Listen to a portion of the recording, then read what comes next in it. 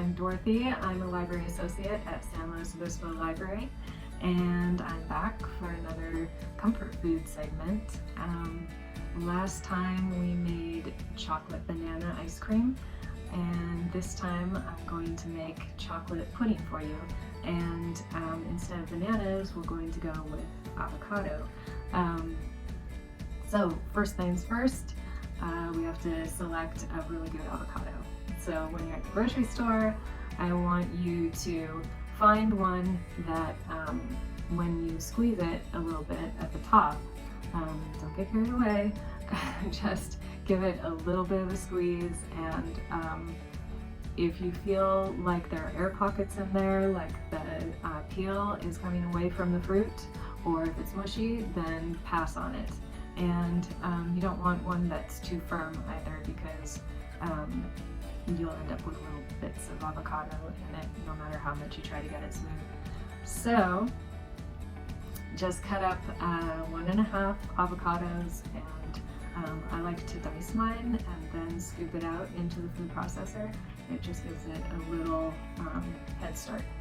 And then you'll want about a heaping tablespoon of maple syrup, 2 tablespoons of coconut milk, and you can just dump the contents of a can of coconut milk into a jar this size, add enough water to take it to the top, and then just shake it up, and that'll give you the consistency that you want. And then, did I say 2 tablespoons? Yeah, 2 tablespoons of coconut milk. And then last but not least, you want 3 tablespoons of carob. I love carob. But you could also use cacao if you wanted to. That would work very nicely in this recipe too.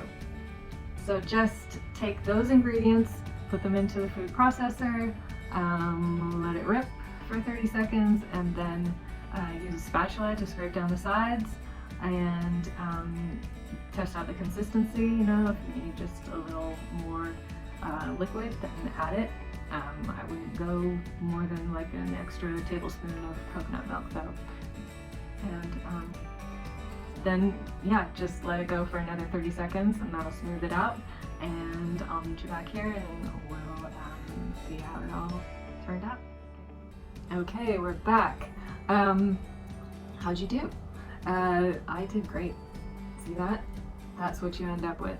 And right now, it's got that pudding consistency, but it's still, I mean, if you tasted it, you're gonna say, Dorothy, that still kind of tastes like avocado.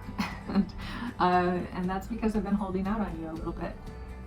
The big trick to this recipe is that you have to make it a day ahead of when you want to have it. I tried to make it yesterday and taste it after it'd been in the fridge for 2 hours, and it was good, but when I took it out this morning, yes, I made some yesterday, just to demonstrate this fun little trick that I have for you. But anyway, when I took it out this morning, oh my god. So there is no avocado flavor whatsoever. It's just pudding-like consistency and carob flavor and a little bit of sweetness from the maple syrup. Yeah. Oh, I have some coconut cream on top of it too. Forgot to mention that. That is just a bonus. So definitely whip up a little coconut cream and put that on top. But any way you look at it, it's awesome, and I hope you will try it. Okay, Mabel, I'll see you at the library.